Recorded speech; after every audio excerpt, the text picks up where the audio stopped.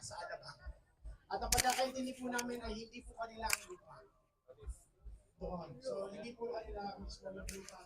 Now, nandito po tayo for more than 1 hectare property. And this 1 hectare property po is actually donated at effort po natin ang Sangguniang Panglungsod. Sila Mayor lang po, ayan, kasama po sila Councilor Nicole, of course, Councilor Macmac. And right now, this is a compound, ito po yung main building. There will be several ancillary buildings also here. And we are, hopefully, we're also expecting first quarter next year, PSWD. Ayan, palakpakan naman natin. Ayan, and we're hoping na yung main na i-cater po nila dito, of course, is Batangas, Quezon, and some parts of Laguna. So, you ready? So, good morning po to everyone. Ma'am, sir, morning po. So, ito po, nagsimula po tayo nitong paggagawa nito noong year 2022. Nagkaroon po tayo ng phase 1 release na 148 million plus. So, nagawa po rito yung mga structural works po kung ground floor to fourth floor.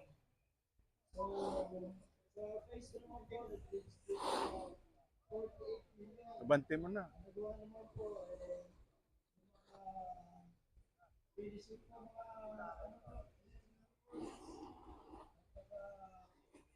saka po mga pipelines, pataas po ng hanggang roof deck. So, nung sa third release naman po, ito po yung ongoing ngayon.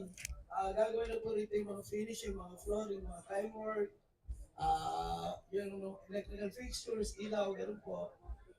Fire protections.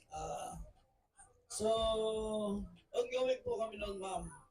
At sa 2025 po, may budget na rin po para po sa elevator, sa mga air condition, kaya makakompleto na po.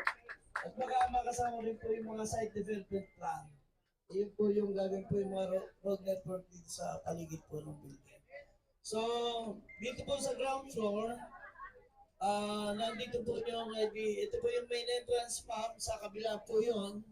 Bali, ang harapan po natin, ma'am, yung kabila. So, parang nakabaliktad po ito. So, pagpasok po natin, nandito po yung lobby, ma'am. At dito po nandito yung administration division and finance division. At nandito rin po yung opisina po ng Assistant Regional Director for Admin. So,